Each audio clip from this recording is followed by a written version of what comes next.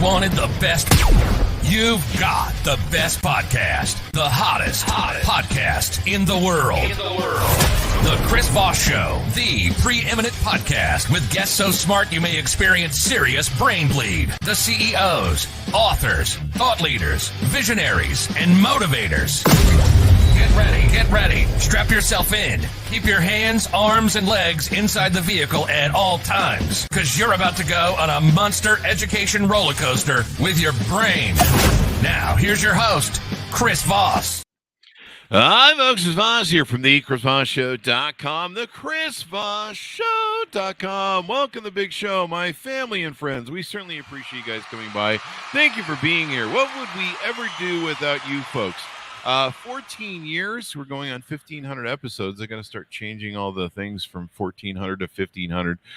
2 to 3 new shows a day. So if you guys aren't checking out some of the most brilliant minds, the people that will inspire you, the people that will motivate you, the people that will take you to that next level, well, you'll walk around with this glow around you, this aura. I don't really believe in auras, but people get that from you. They'll get that sense of confidence. They'll get that sense of, I've run out of verbs to use, or adverbs to use, so I'm just going to roll it up there. But you need to refer the show to your family, friends, and relatives. You know, I keep a list every day of all the people who refer the show to your family, friends, and relatives, and it's just been explosive how much the show grows in the LinkedIn newsletter. But this is the lead-in that we use to sell you the plugs, and of course tell you that we love you. Go to Goodreads.com/Chris Voss, YouTube.com/Chris Voss. He does that on purpose. Go to, let's see, what else is there? There's TikTok, there's the new Threads, and YouTube and LinkedIn, the big LinkedIn newsletter. That thing grows like a week. Go subscribe to that. We're going to be talking leadership today and building better communities and building better businesses and building yourself better. Why does that sound like a good idea? Because it is, gosh darn it. Today, we have an amazing woman on the show. Shana Francesca is on the show with us today. She'll be talking about her amazing work and everything that she does in the form of leadership and speaking, writing, and being an entrepreneur. Her work centers around intentional leadership and living. She believes we become infinitely more impactful as leaders when we understand the power of community and our role inside of it. Knowing that a corporation is a type of community, and we're going to have a lot of fun with this discussion, that community is an ecosystem where it is vital for every part and person is honored and empowered. She believes our present and future are transformed when we infuse our lives and therefore our work with intention, design our lives and realize how powerfully we truly are when we honor ourselves and others as part of community. Welcome to the show. How are you? I'm good, Chris. How are you? I am excellent today. I'm just having a wonderful day, and we're going to be talking about some great things that you're bringing to the show. Give me your .coms, if you would, so people can find you on the interwebs. Yeah, so www.consonate.world. So it's .world, not .com. Remember that. That's the best place. And the places I spend the most time, the social media I spend the most time on these days are LinkedIn, TikTok, and Threads. And I'm at Shana Francesca on all of those places. There's a cool stuff there. What does consonate mean? I'm curious about that. Oh my gosh! Of course, I just moved I kept a index card that had the definition on it sitting right by my desk, and the cleaners just came, and I was like, oh, crap! I just moved it. But basically, the definition is that it is harmony by design. It is a recognition that there is a precisely accurate way of doing something for us, right? And it's important that we lean into that, and that we understand that there is a way to be harmonious with that. There you go. Consonate, to join fitly or becoming together. Becomingly together, make well connected, and choose and compose suitably. There you go. Or to arrange or blend together skillfully. I love the harmony concept, though, because having harmony and peace and continuum in your life tends to make for good order, as it were. Yeah, absolutely. Yeah, that's the thing is I looked up a couple different definitions and I think the one that I really centered on was from dictionary.com, right? Because different dictionaries phrase it just a little bit differently. And I loved the language of it. You know what? We're here on my laptop, so I'm just gonna look it up real quick so I can read that specific definition because I love it so much. There you go. And we can hop into that Yeah, quicker. I love the concept of it, and of course, this is why we do the show. Everybody learns something new, and so I've learned the word consonate today. So Yeah, I'm gonna have to incorporate that in my thing. yeah. I used to have one of those apps where you try and learn a new word every day. Yeah, So those exactly. Yeah, and well, that's kind of there's a funny story behind the name. It's not super funny, but it's an ah, ironic story. So the dictionary.com definition is to arrange or blend together skillfully as parts or elements, put mhm, together in a harmonious, precisely appropriate, or elegant manner. hmm, Hmm. there you go. Yeah, yeah. And so you help do this through what you do with leadership workshops, and consulting, and I think you'd probably do some coaching as well. Yeah, a little bit. The focus of my work right now is on public speaking and on facilitating workshops. Mhm, Because I really want to, I love getting this information out to as many people as possible, as quickly as possible. mhm. And I also really love, I've been on a stage in one form or another since I was a kid. And so it just kind of came naturally to me. And I was like, why am I not doing this and charging for it? Oh, let's do that. There you go. Yeah. So give us a little bit about your story. What led Yeah. you getting into this field? What led you to, you mentioned something about being on stages since you were young. Tell us a little bit about your hero's journey and the pathway that led you up to this point.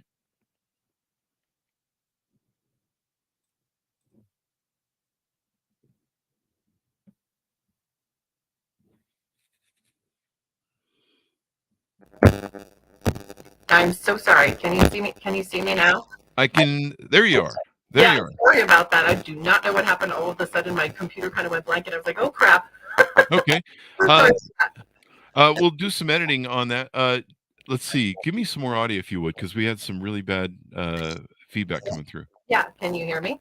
Yeah, there's a how would you explain it? There's a thing on your mic where it's going zzz, zzz, zzz when you speak. Okay, I'm not sure why. I don't Hold know on. if you're hearing it in the feedback. No, I'm not. Okay. Okay. Can you hear me now? I can hear you now.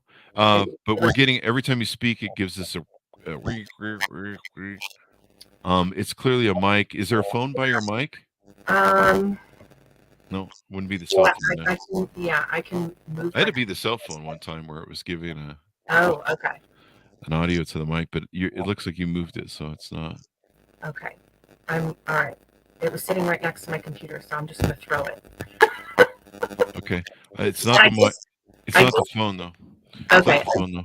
I disconnected the microphone. Hmm. Are you still getting it? Yeah. Is it possible that it switched to your computer mic? And maybe that's Mm.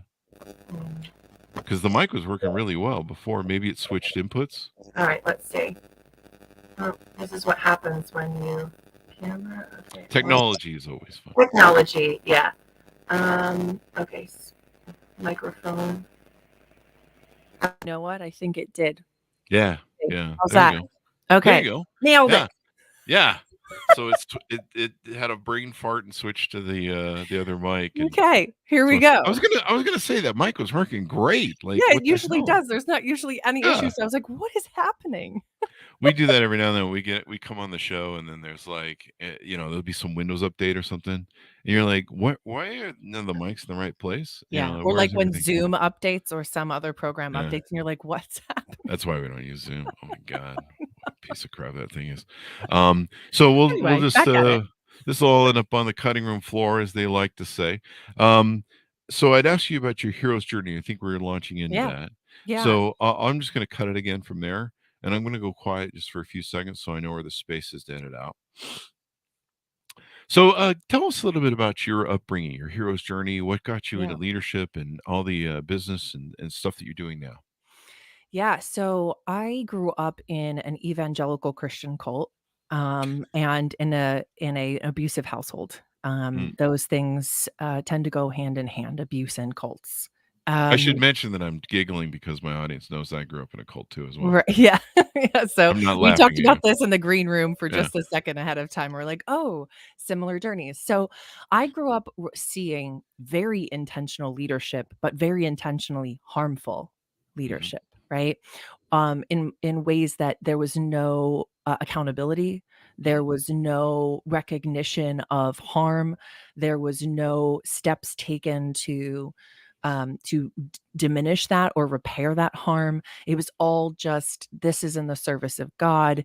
And, we all need to basically martyr ourselves, and there's suffering here on earth so that you can receive your reward in heaven, exploitation of labor, so on and so forth. And, hiding of child sexual violence, Wow. predatory behavior, pedophiles, Wow. so on and so forth, right? And part of my own story is that, and this is like trigger warning for anyone. You might want to just give this a little mute for a minute if you grew up in an abusive household and still are triggered by the discussion of that. My first instance with rape was at 3.5, Holy shit. and it was by my babysitter's son. The thing about Wow. unhealthy people is they do not attract healthy people, right? So when your parents are abusive, they tend to surround themselves with other abusive people, and so as a child, it becomes a very dangerous environment, both inside and outside of your home, right? Yeah. Especially because I went to Christian school at the cult, so I was Wow. never not being exposed to abusive behavior, right? Wow. And to manipulative leadership. And then my father groomed me from the time that I was about 5 or 6 until I was 15. He forced me to take a chastity pledge, a purity pledge at the age of 12 in front of 2,500 people. Wow. And then he sexually assaulted me at 15. Jesus. And honestly, that sexual assault at 15 was one of the worst things that ever happened to me, because I thought, okay, he's an abusive person, but he'd never do that. Mhm. And when he did, it cracked something open inside of me that just said, there's something not right here, and this cannot be living. This Yeah. cannot be what God would want. If Yeah. if God is real, this cannot be. This cannot be. This cannot be. And I cannot Mhm. and I will not live this way. And so I started surrounding myself with exterior ideas in the ways that I was allowed to, right? Because Mhm. in a cult, like, you're not really allowed to tap into information outside of what the cult approves, right? So I was only allowed to listen to Christian music. I was only allowed to read Christian books, so on and so forth. But I started reading like C.S. Lewis, his Oh. nonfiction. Oh. And I started reading some other books that I could then like sneak in. And somehow I got to read, like Elizabeth Elliot books and like Mhm. like books that like I don't know. I think they just didn't know what I was reading. And so, all of these things I started, kind of diving into Jane Austen and Mhm. and starting to recognize like, hey, there's a world outside of this one where people are questioning the nature of their reality, right? And Mhm. they're challenging authority.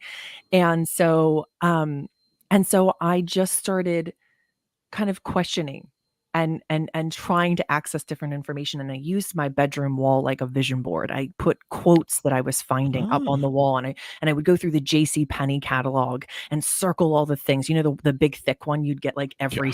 every season, and I'd circle all the things in there that I wanted to be part of this life that I got to decide for myself, where I could wear what I wanted, because there's Mhm. also an restriction of what you wear. I wasn't allowed to have a lock on my bedroom door. My bedroom door was Wow. never allowed to be shut unless I was getting changed, and that Mhm. had to be a very finite period of time, so on and so forth. There was measures of control throughout my life. And so what that led to as a teenager, me recognizing that like I needed to study, right? Wow. I needed access to a world outside of it.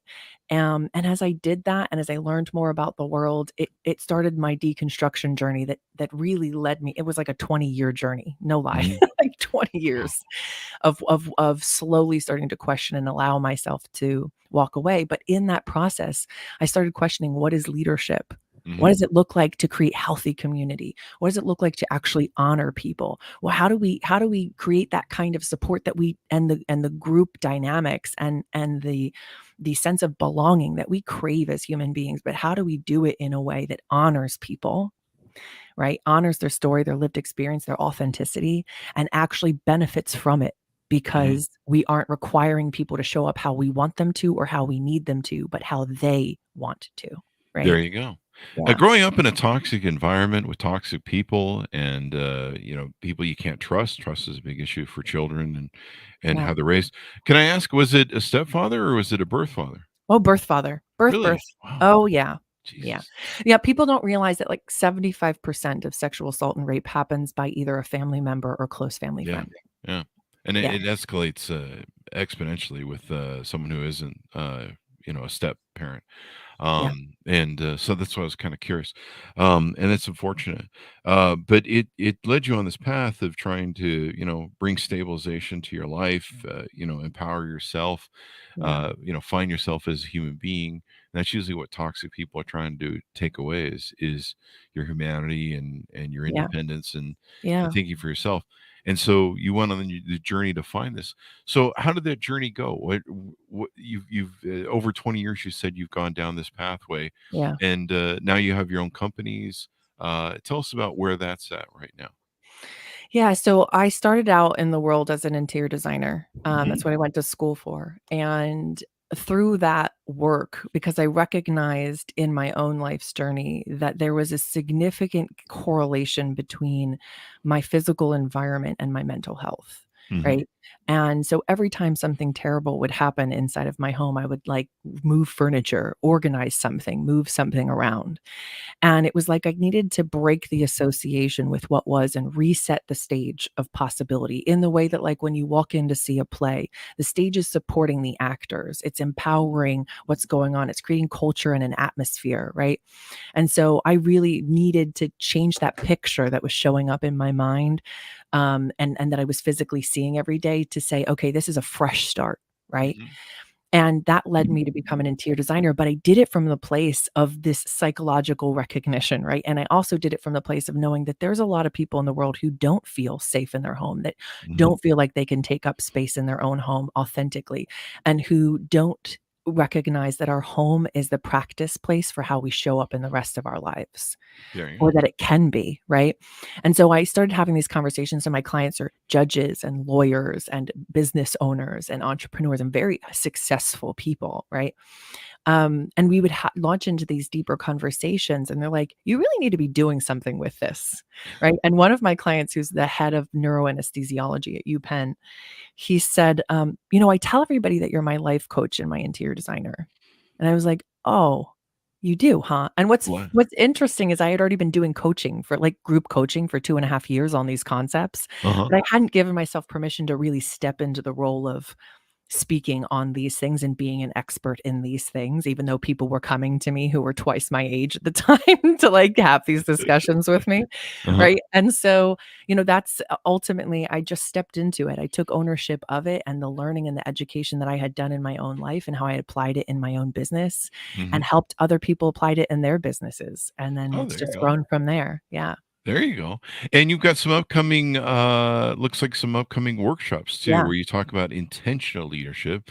There's Yeah. one starting in July 19th, Hmm. September 21 of 2023, I should mention, Yeah. and other ones. So what is intentional leadership? What is, give Yeah. us the definition of that and how you expand on that. Yeah. So I created it as a formula, the easy definition, right? And I think because the laws of mathematics make it really interesting and easy to define it that way. So I'll explain. So the formula is be curious plus be respectful in parentheses Hmm. times practice accountability equals intentional and ethical leadership, right? There you And go. the thing is that curiosity without respect is intrusive, right? And respect without curiosity is uneducated. And then when we put those two things together, right, in parentheses, we're doing those first. In doing those two things together, being curious and being respectful, we're establishing trust. Hmm. We're establishing lines of communication. And then we're able to then practice accountability because accountability starts with us, right? Hmm. But it is be able to be amplified by the people around us, There right? you And go. without establishing that trust, they don't feel safe to come to us and bring their concerns, their thoughts, their desires, their, whatever it is that they're seeing about the company that can be pushed forward, moved forward, adjusted, changed, so on and so forth. If there's not that trust already established, then we're not really leading. We're kind of fear mongering. I love that concept in business. Now you talked about curiosity and being respectful. Yeah. Um, why is curiosity important? Yeah. Great question. So, curiosity is what opens us up to be able to learn. If Hmm. we aren't curious, if we're putting ourselves in the position of expert, there is nothing for others to teach us. There's nothing for us to learn, Hmm. right? And I use this great example there. So I was a semi-professional salsa dancer for 4 years, performed, competed for 4 years. I still dance, Oh, just wow. don't perform and compete, right? Hmm. But my very first teacher, she owned the studio, and she'd been doing this forever. She was in her late 40s at the time. She always taught the level 1 classes, everybody starting out new. Her name's Barbara. And Barbara, taught all these classes, and she really wanted to get to know us as people. And of course, because I'm a naturally curious person, I was like, "Hey Barbara, why do you teach these classes, and tell me about yourself," right? So she tells us about the fact that she learns a new dance every year, Mm. and from somewhere in the world. It could be nationally, it could be locally, but she's diving into dances from around the world. I said, "Interesting. Why do you do that?" She's like, "You know what it does for me as a leader, as a business owner, is to constantly connect me to learning and understanding what it is to be a student, what it is to not know." Hmm. And it makes me a better teacher because I'm A, learning from other teachers, and I'm B, also keeping myself in the place of student. The thing about that as a leader is it's extremely valuable because it keeps you connected to your people, Hmm. right? And it keeps you connected to understanding the ways in which you can run your business better. There you And go. it's deeply important for our learning. And you talk about leadership and business as a community as a concept. How does having a curious organization, sometimes I refer to as a learning organization. There was a book years ago on how to build learning organizations that I incorporate in my life. How is that important in building a good, healthy community in your business? Yeah. So when we get curious, we can get to know our people. We can recognize that we can do something like what I call a curiosity walk. Right. Oh. So go around, and like in your personal life, it can look like just literally going on a walk, and something you think you know everything about, just Googling it after your walk. Right. Hmm. And learning more about it. I did this with poison ivy a couple of weeks ago, and I learned so many things I didn't know about poison ivy. And it Wow. became this whole metaphor about leadership that's incorporated in my talk, right? So, There you like, go. curiosity enhances our work, and enhances what we do, and I'm using it all the time. There you go. But it drives an organization, because then we can get to know, as we get to know our people, we can understand who they wanna be, how they wanna show up in the world, and when we remain continually curious, as our people grow, learn, and change, we continue to be invested in their growth, in their learning, in their changing, and how they wanna be able to show up and be a part of an organization, and what they're bringing to that organization, and Hmm. then we can better honor that, right? And incorporate that, and work as an ecosystem, right? There you And go. create this organization as what I like to call a bubble of life, because National Geographic defines an ecosystem, right? And I see a community and an ecosystem as the same thing. An ecosystem is a geographic area with a variety of organisms living together, supported by the land and the weather, right? And so when we honor our people, right, and we empower our people, we're functioning like the land, right? We're supporting our people and empowering them to show up as themselves. And as a leader, when we are being the weather, we're governing culture. We're making sure that we are holding our culture accountable. We're being accountable ourselves. We're including a diverse group of people, so on and so forth. So we are able to really be community and be a true ecosystem. There you go. Culture is a really important word. I love what you've said there. Honoring people, taking care of the land. There's kind of a in the comments you use about taking care of the land. There's kind of what's the word I'm looking for? Where you're taking care of the resources that you have, basically, Yeah. and you're honoring them. I love how you use honoring people, which Yeah. is really important. In today's business society, I think a lot of people get lost in like, well, we're all just working, and then you get fired, and then you get hired, and there seems it's a very cold, icy place. And in today's world, people are looking for more, especially Gen Yeah. Z Yes. and millennials, of course. Yeah. Gen X, we were just kind of like, whatever, man, we're just here for the ride. And and then the boomers were just like, I don't know, I can't feel anything. Let's Yeah, just and Silent Jen is I don't know what's going on with Silent Jen. yeah. That's why they're silent. I don't know what that means. But no, I like these concepts because culture is so important. Like you have to be so intentional when you're building a company as an entrepreneur or when you're a CEO of what kind of culture, whether it's going to be healthy or toxic. Yeah, And you of course have designed some of the underpinnings of that. So if I'm a CEO who says I don't want a toxic culture anymore, yeah, or I've taken over a company that has this issue, what is the new tone? What is the new culture that I want to set forth? yeah, And that resonates and comes from leadership, whether you're a parent, whether you're a coach at the school, or coaching mhm, sports, or wherever you are. I mean, yeah. everyone's a leader really when it comes Yeah. down to it, whether Yeah, it's their own everyone's a life or leader. others. Yeah, exactly. I was just gonna say, Mhm, whether it's their own life or an organization or a team or a family or whatever it is, like, you're leading something. Someone's looking to you for mhm, inspiration. Someone's looking to you for modeling, like, mhm. meaning, like, you're representing something they want to accomplish in their life. They're using you as the model for how to get there, right? Yeah. There's in some way, shape, or form you're leading. People use me as a model for a car crash, and they just watch it slowly happen, and then they're just like, "Look at that. Don't do what he does." Avoid at all Oh, costs. wait, Just but they kidding. love the funniness. They like watching because it's entertainment, I suppose, Yeah, just in the sick sort of way. But no, these are important. The ecosystem bubble of life. I like that comparison because yeah, it's an analogy of how the universe works in a healthy absolutely. way. I think it's Yeah, kind of healthy. It depends on if you get eaten in the bubble of life and the tide pools, I suppose, by the right. by whatever. But no, the bubble of life and an ecosystem is how things survive, how things thrive, how Yeah, things live. If you're not getting eaten by the crab or right. whatever, but and it builds a better culture. You know, Tell us more about this honoring people, Yeah. and why is it important to honor people?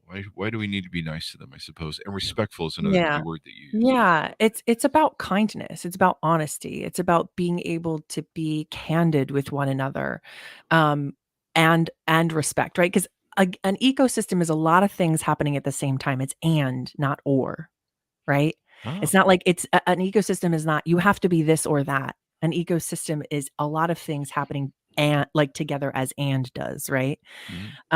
You're not having to choose one or the other. And it's a matter of them balancing each other and benefiting one another. When you're honoring somebody, their life may be different than yours. And I kind of hope that they are. Their life is, Yeah, right? that would be Right. weird if you had a company of all the Right. same people. And, Well, many companies hire that way. They hire people who yeah, they hire people to be a good culture fit, but oftentimes that's code for your lived experience is almost the same as mine and we come from really similar backgrounds and so you're not going to buck the system. You're going to fit right in, right? there you go. And we're leaning on respectability politics and we're leaning on homogeneity instead of leaning on the understanding that diversity drives profitability. There you And go.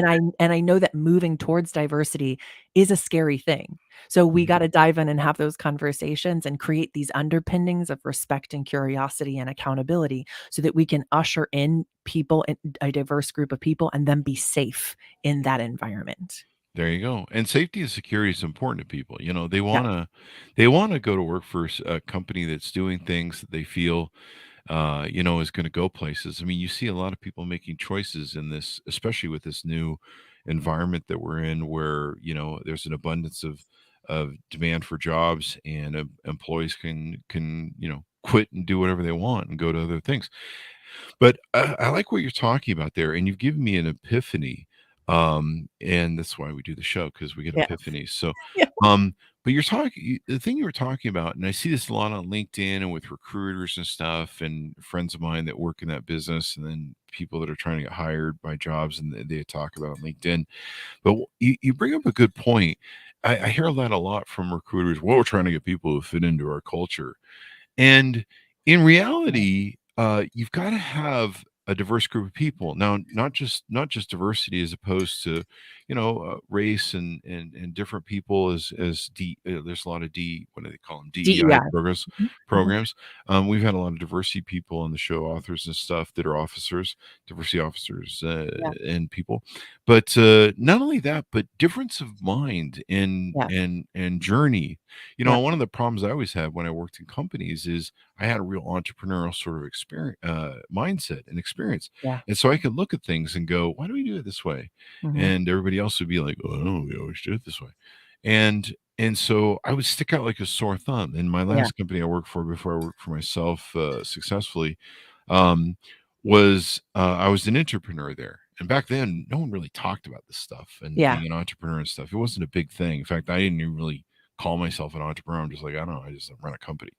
Right. Um, but but I stuck out like a sore thumb, and so they're like, we're gonna make you an entrepreneur because you're weird Yeah. and you see things from outside the box. Unfortunately, my CEO was the same as I was. He saw a budding entrepreneur, and he knew that I could see stuff outside of the box, and I looked at Yeah. things from a different angle, as opposed to just like that, that walled in sort of, I don't know, tell me what to do and I do it.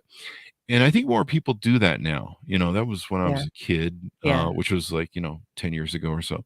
Oh, liar. But now it seems to be, people are looking for that. They're searching for meaning and stuff. But I love the fitting concept because, years ago I said to my last boss there, I said, why is that guy that's on the board who's always the negative Nancy? He's always negative. Whatever sort of idea you put up, he's going to shoot down. He's always got the You alternative need him. antithesis. And I said, you should get rid of that guy. He's really annoying in board meetings. And my CEO said, no, you need that guy. Mhm. Now, he may be wrong a lot of the time because he's just taking opposing things. But when that guy is right on the Yes. money and you have a circle of yes men telling you, yeah, sure, it's a great idea, boss. And that guy's going, no, it's a stupid idea. You're going to lose millions. That guy's going to save you millions. Correct. And Correct. so Yeah. that concept of what you talked about, I don't know if you want to Yeah. expand on that a little bit, but Yeah, I don't do. get people that fit in as much. Be people that are going to challenge your ideas and concepts. Well, okay, so we'll go back to my poison ivy analogy, right? Mhm. So we didn't dive into it too much, but we're going to now. Did you learn that by accident, by chance, or? Yeah, so this is my own curiosity just leading me to all kinds of metaphors because I love a great metaphor. Mhm. So this is why I say it's really valuable for leaders. But I take my own curiosity walks, and one day a couple of weeks ago, I was noticing there was a ton of poison ivy growing up Mm, along the forest edge. And I was like, huh. I was like, I don't really know anything about poison ivy except that it causes a rash. yeah. So let me Google it and see what is poison ivy's position in the ecosystem, right? Mhm. And so poison ivy grows at forest edge most often. It usually grows between a field and a forest, and it works Oh, in a couple of ways. It filters runoff water. It also helps to keep undesired seeds from ending up landing on the forest floor oh, that would wow. end up being detrimental for the forest. Oh, Not wow. only that, but it is an important food source for deer. Oh, wow. It is a home for small animals and amphibians like frogs, Mhm. and it also grows berries and is an important food source for birds when they're migrating in the fall. Oh, wow. Now, I didn't even know it grows berries. I didn't know any of that. Now, at the end of the day, does poison ivy still cause a rash? And am I going to reach out and touch it now? Mhm. No. But I do have a deeper and more nuanced understanding and appreciation for what poison ivy does within that ecosystem. It is necessary, it is important, and it still causes a rash. Mhm. Right. And so it's important for leaders to understand that by not including the people who quote unquote cause you a rash, right? You are missing out on significant benefits that would save you time and money. And Pixar is one of the most successful companies in the world and has never had a public bomb at the box office because Mhm. they have a culture built around just that. including people who have different opinions and honoring those opinions, recognizing that they don't have to do something with them, but it is important to listen to them, to take them into account, to recognize they might be valuable, and to decide if they're applicable or not, and either apply them or sit them to the side. But they're still going to honor and respect the opinion and the person who gave them. And it's vital for their company to thrive, right? And so more and more leaders need to be doing that, recognizing and honoring that poison ivy belongs in your ecosystem. There you go. I'm hiring poison ivy today. Hey, Do HR it. department. But the don't hire people that fit in is really important, because having some rebels, having some people that, don't march to the lockstep of the culture of the company, don't have the same experience. I mean, it kind of harkens back to, I don't know if you remember reading the stories about IBM, and remember how IBM had this culture in the 50s and 40s, the IBM man, and everybody wore black suits. Everyone wore a black hat. Yeah. Everyone wore a black tie, I think it was, or something, whatever everything was company wardrobe sort of thing. Yeah. And then somehow we hit the 60s, and everyone did acid, and everyone colors or something. I don't know what happened, but there's a story about that and how that was really detrimental to IBM's ability to innovate and culture and different things. And then I think Yeah. Hewlett Packard and some people in Silicon Valley came along and definitely changed that. And of course it was kind of interesting because it contributed more to the human spirit in a Yes. company, and the Yes. culture fit in, Yes. things that you're talking about there. Yeah. And so it made for a better ecosystem or bubble of life, as you like to say. Yes. Yeah. And when people thrive, I mean, that's a beautiful thing. I kind of learned by being an entrepreneur with capitalism stuff. When people thrive, the ecosystem thrives, everyone thrives, everyone benefits, and I grew up with watching communism in the USSR and hiding under a desk as a kid and seeing the difference between their community and of course the eventual fall of their ecosystem because people couldn't thrive because there wasn't that human ability to shine and be humans. And you look at these different aspects Yeah. and you go, well, this is why a lot of companies are sucking and failing. Yeah, and I think no matter what, the key is accountability, right? It doesn't matter what your political system is. It doesn't Mhm. matter if it's communism, socialism, capitalism like we have here. The thing that is missing in most governments, and I think is missing here in the US, is the direct democracy, is the Mm. one person, one vote, is the accountability, right? Mhm. And that's the part that I think is bled down into and fostered into corporate environments, is this lack of accountability, right? Because back in the day, back before Reagan, corporations, corporate CEOs could not earn 400 times the lowest paid worker or the Yeah. average worker. They could only make, like, I think it was 10 or 20 times, Yeah. right? There was a cap on that earning. They were required to pay their people livable, equitable wages, right? Mhm. And there's not that accountability in our system anymore.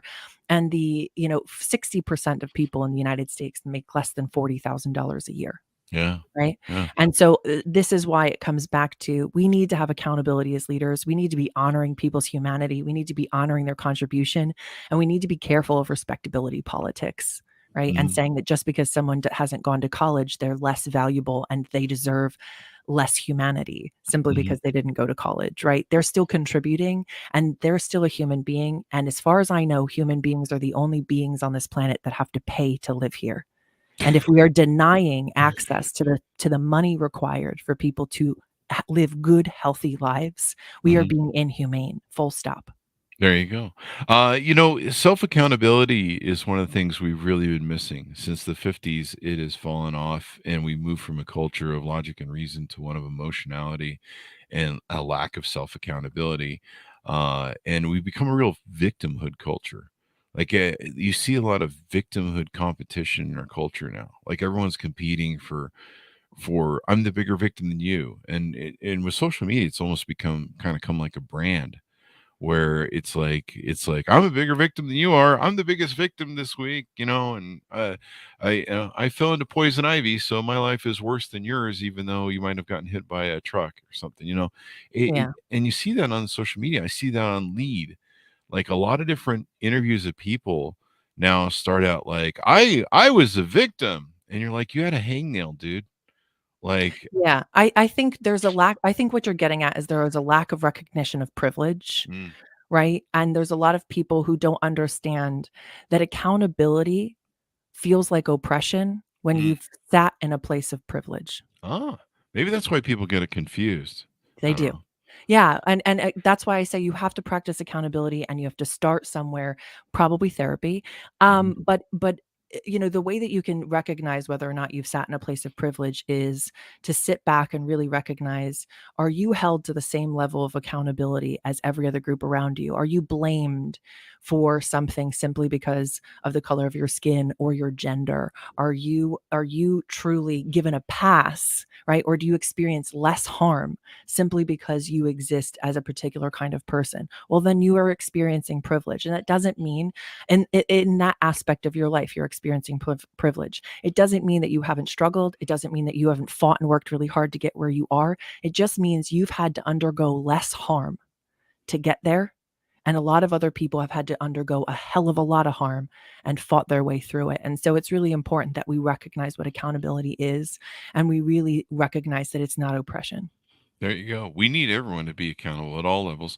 You Correct. know, you mentioned something about not being, I think, discriminatory towards Discriminatory. Yeah. discriminatory. What's going on Wednesday? Towards people whether they've gone to college or not. You know, a couple days ago we had the authors of the book Lead Like a Marine on, and they talked about how they kind of had a weird policy. It wasn't weird, but it was different than the opposing thing, and they got some crap from investment bankers over it. But they were more interested in finding people that had great work ethic, Yes. that would work hard, that were learners, that Mhm. had that wanted to broaden their horizons, but maybe they didn't have a college education, maybe they didn't have experience in that field. Yeah. And one of the concepts they talked about was, you know, you can teach someone how to do a certain job most times, you know, like if you're, you know, if you want to teach somebody to be an underwriter for a mortgage company or, you know, a lot of things you can teach, but you Yeah. can't teach someone to show up on time. You can't teach someone to have a work ethic where they have a passion or they care about their work. You know, Yeah. if they're a lazy person who just doesn't, you just somewhere they got built that into their life or growing up as a child, you know, they just don't care. I Yeah. mean, you can't fix that no matter how much you teach them or have the right True. culture. I And think so I love the fit ins concept. yeah, and the thing that I've learned about people is that I've never met a single person who doesn't wanna be heard, understood, and valued. Mm, I haven't met a single person who doesn't want to contribute. I mhm, have met people who've been taught through life that nobody cares about their talk about words. Nobody cares about their contribution, where mhm, they have been, thought looked down upon. Very little has been expected or wanted, not even expected, but wanted from mhm. them. When they have tried to contribute, it's been slapped down or demeaned, and so they give up, right? And so I don't know that there is necessarily lazy people as much as there's people who have learned that the system is built against them, so why should they bother to try, right? Mhm. And so when we build an equitable world, when we build a place where people are honored, they want to contribute. They wanna be part of it. It might take a minute for them to trust into that environment, to trust that they're really truly valued and understood, and they might need to go to therapy to work through it, right? And we might need to provide good healthcare so they can. Sure. But it's a matter of people want to be valued. People want to contribute. They want to be liked and be a part of something, and we have to create the environments where they feel safe to do so. There you go. And that probably goes back to my journey I was talking about where I had a hard time when I worked for people. And then when you know, my CEO identified, they go, this guy's going to go places or at Yeah. least, you know, around the block or something. Um, I'm still working on going places. You know, and gave me the opportunity to walk around the company and go, why do we do it this way? And rebuild systems and everything else. It was like the last thing I needed to become a CEO, and being able to understand that. You know, you talk about, let's squeeze a few things else in here. You talk about mastering intention and Yeah. designing our lives. What is Yeah. mastering intention for those who might not be familiar with that concept? Yeah, and I call it mastering intention, but it's kind of More like to it's like continuous mastery, but, Mhm. you can only fit so many words into a title before people are like, "What in the world are you talking about?" So we just make it simple and call it mastering intention, but it's not an arrival point, right? It's a continuous Mhm. practice. And just like anything we want to be good at. And so, to master intention in our lives is to be able to and talking about what designing our life is life design is not about doing more. It's about being more intentional with what we're already doing. It's about taking a step back and recognizing, hey, I do this thing all the time, but have I thought about in what ways it might be contributing or not contributing to, my overall intention? For a moment, for my life, so on and so forth. Like, am I considering the impact that this thing is having? And I say to take it back to like a micro level, right? Talk about walking into our home and being able to like if there's a piece of furniture that's in the way that we're always rounding the corner and we're catching our hip on or we're getting move the furniture, right? Because it's a physical barrier and you're taking up that space and you need to be able to take that space, and it's not supporting you in that moment. Your home is meant to support you, your office is meant to support you, these spaces are meant to support you, not you it. So if it's in your way, move it, right? And I think oftentimes we don't think that simply about how intentional it can be, but it really does affect the way that we see ourselves, because if we don't feel like we can truly take up space that we need to, or that it's there to support us the way that we need to, then then we're not living our full truth inside of our own home, right? Especially in our home, right? Yeah. Like that's the place we practice and we get to feel what it's like to take up space in the rest of our lives. There you go. And that's the ground, the fertile ground for teaching that. And of course, that's where security and kind of our base is, if you will. Yeah, we spend Yeah. 2/3 of our life inside of our home, so how Yeah. we show up inside of our home, how we allow ourselves to show up inside of our home has a lot to do with how we show up in the rest of our life. That's a great analogy. You talk about leading growth and inspiring creativity through curiosity, transforming your life. It's interesting, growing up. Uh, I once again also grew up through a cult and closed off Christianity, and the world was closed off for me because it was evil and bad, and Right, it same. was, I was lucky enough, like you had talked about early on, where I started seeing cracks outside and peeking through and going, what's going on here? Finding people like George Carlin, who talked about religion, Yeah, and other people in my life that I was like, wait, there's a whole world out here. There's a whole yeah, humanity. It's not evil and it's not bad. yeah, And yeah, and Satan is just running wholesale around, except yeah. when I, For pick me, up. it was, James Baldwin, The Fire Next Time. Oh, He wow. put it into such beautiful language, his discussion about religion, and I thought it was so kind and so compassionate and so clear. And so I really, anyone who hasn't read James Baldwin, you should. But specifically, that book is a deeply impactful book. That he is such a wonderful writer, isn't he? Incredible writer. Yes, I incredible. recommend it for everybody. We had Eddie Glaude Jr. on the show for his book Begin Mm, Again about James Baldwin, and then The Fire Upon Us was Nicholas Piccolo was on the show. He mhm, did a whole thing about the big debate between William F. Buckley and James Baldwin. I'm sure you've seen that. yeah, yeah. Yeah. That those had to be interesting interviews. Yeah, it really was. And yeah, I'd highly recommend them. If anyone in the audience has not seen the James Baldwin William F. Buckley debate over race in America, and just the extraordinary way that James Baldwin delivers it, it is incredibly moving. It's Yeah, spectacular. And not only the debate, I mean, James Baldwin delivers it in such a passionate human way, and a highly intellectual. Everybody knows James or William Buckley was kind of an intellectual in a sort of way. I found him annoying, but he was kind of intellectual, and he just they dumbfounded. tend to be intellect Yeah, like people who call themselves or identify as an intellectual tend to be a little annoying yeah. at minimum. That's what people tell me. Oh, not really. Um, they just go, "You're an idiot." But when you watch it, just William F. Buckley is just for a guy who's a professional debater, is just stumpified. Is that a word? Yeah, He's just stumped and dumbfounded, and yeah. he just like makes up some idiot argument of altrusiveness or whatever, and he's just stuck. So if you haven't got a chance to check that out, anything more you want to tease out, Shayna, on what you're doing and Yeah. how you're doing it. Any future projects, your workshops? What do we want to tease out Yeah. before we go? So I do my workshops, each one once a month. I do those digitally, but I also do them inside of organizations. So if you check out the descriptions or you reach out to me, I'm absolutely happy to do those inside of your organization specifically for you. They each one comes with like a 35-page workbook, whether you do it digitally or I come into your organization, because I want people to be able to actually institute these things into their lives. But I'm right now looking and booking for speaking engagements throughout 2024, and connecting with different organizations about doing my workshop there for them, and or group coaching, because that can kind of go hand in hand with the workshops. And then the goal is to next year start writing a book. So all of that is in the works, and working through that, because I really, like I said, it's important to share what we're talking about here, and for people to see leadership as supporting and creating a bubble of life. There you go. I'd love to see you do a book on leadership and some of the Oh yeah, concepts we talked about, because I me love too. the concepts and you're talking about stuff that not a lot of people talk about, I know, I Uh, know, I know. That's why I'm doing it. There you go.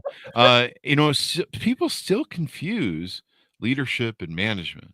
Correct. Yeah, not And the I same thing. Yeah, I'll talk to people about leadership, and then they'll be like, "Oh, you boss everyone around, you get your title, and then you can boss everyone around." I'm like, "That's not leadership. No, that's not leadership at all. Not It's leadership. it's managing." And really, it's That's just death of an organization, honestly. exactly. Yeah. I was thinking about this last night when I was at the gym. I was thinking, maybe we should just ban the word manager from companies. Yeah, right. I know. Like, seriously, we should just ban the word. Yeah. Well, and when you look at organizations, like, not to go off on a tangent, but when you look at organizations like the King Arthur Baking Company or Gore and Associates, you see these employee-owned companies, especially Gore and Associates. You can actually find all of their info. I mean, both are brilliant and interesting companies at their level of innovation and their level of excellence. Mhm. But at Gore and Associates, everyone has the same title. It's associate.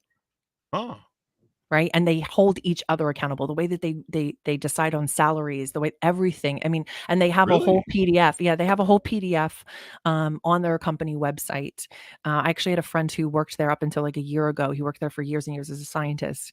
But incredible, yeah, leaders who are looking to understand what is possible as far as excellence and profitability when you look at different ways to lead, they should definitely start looking at organizations that do so in a different way. And I have like a recommended reading list as part of my workshop, just to help people dive into that learning. There you go. I Yeah. like that concept. So do they have a thing where my friends at Buffer did this years ago, and they made some news over it. They shared everyone, and Yeah. it was exposed at the time, I suppose, but they shared everyone's income, Yeah. like up to the Yep. CEO and the Everyone's partners. income is public Yeah, information to everyone really. inside of the company. Oh yeah. Wow. Yeah. Well, at Yep. least you know who to ask loans for. I Um, believe that if you're trying to stifle people discussing their income, it's because you're not paying people equitably and you're not paying them enough to live ah. off of. So because if you did, you wouldn't care that they're talking about it with one another. That's true. We've kind of seen governments now who've had this local governments who've had to say, you will tell people what Yeah. they up for earn, because Yep. it really became this BS game that people wouldn't tell you what you earn as your job you're What up you for earn, could because you're earn, like, what was possible. yeah, Exactly. and you Exactly. go Yep. through all these hoops of interviewing, and they're like, hey, you get 385 an hour. There you go, Right. buddy. And you're Right. like, Exactly. what? I have Yeah. better things Yeah. to do with my time, and yeah, I think it's completely unethical. But I Yeah. like the Agree. association thing. So when they give out raises, does everyone have to vote in that Yeah, concept? they discuss it. Yeah, and so Wow. there's a woman that I follow on TikTok, Madeline, I think is her name. I forget. Hmm. It doesn't matter, but you could probably look her up. But she's writing a book actually. Her company, they have a every year they decide on this, and as the company ebbs and flows, obviously this might change, but throughout the year, but regularly every quarter they get a 1% raise, to keep up with the cost of living. Everybody Wow. gets equitably, everybody makes the same, including her as the founder and the owner of the company, so on and so forth. So just, there are ways to do things, right? And so you can look at employee-owned companies, you can look at companies where everybody makes the same and is equitable. You can look at all different kinds of structures and start to understand that when you invest in people and you're paying your people before you're paying your shareholders, there's a lot of there's a lot of growth that happens and a lot of innovation that happens that causes across the board, much more profitability. Yeah, it's an interesting way to grow corporations, and like we talked about earlier, as everyone is quiet quitting, and Yeah. there's that going on. There's the great reset. There's the great, people are Yeah. changing and flipping jobs, and they seem to be more focused on uh, self-fulfilling sort of things. Like, am I happy here? Yeah. Does this matter to me? Am I doing Yeah. something that makes a We're difference in the human. world? We should be Uh, enjoying this life. This is the only life we know we have, right? yep. And it shouldn't be miserable, right? This is why I say corporations can be a bubble of life, because too often I hear people say, I'm trying to create a better work-life balance. Well, that statement inherently implies we aren't living while we're working, because Yeah. it doesn't feel that way for far too many people, and it takes up Mhm. way too much of our time for us to be pretending like people should feel like they're dying while they're There working. you go. That's another great analogy, the work-life balance sort of thing. I'm full of them. I'm full of them, I Chris. think people are this would be great in your book. Yeah, people are starting to really throw that against the wall and go, I don't know about this work-life balance stuff. Yeah. It's like you say, it implies that, well, I'm dead inside at work, and then I go home, and hopefully I'm a human being. Although I know some friends that when they go home, they're dead inside too. Right, right. Um, They're just trying to recuperate, really. Yeah, and, and that they probably need to say psychiatrist. I know a few Yeah. people like that. So give us your .com so people can find you on the Yeah. interwebs, please. Yeah, absolutely. So my website is www.consonate.world. The .world part is important, not .com. And you can find all my contact information there. You can also find upcoming workshops as well. There you go. Well, Shane, it's been wonderful having you on the show. The great shows always go long, so, Yeah. because we get into great discussions. Yeah, Thank you very much for coming on the show. absolutely. Thank you for having me. I appreciate it. There you go. Thanks to my for tuning in. Go to goodreads.com/Chris Voss, youtube.com/Chris Voss, linkedin.com/Chris Voss, and threads and all that other silly stuff we're doing on the internet trying to be cool. And we're not, as everyone knows. Thanks for tuning in. Be good to each other. Stay safe, and we'll see you guys.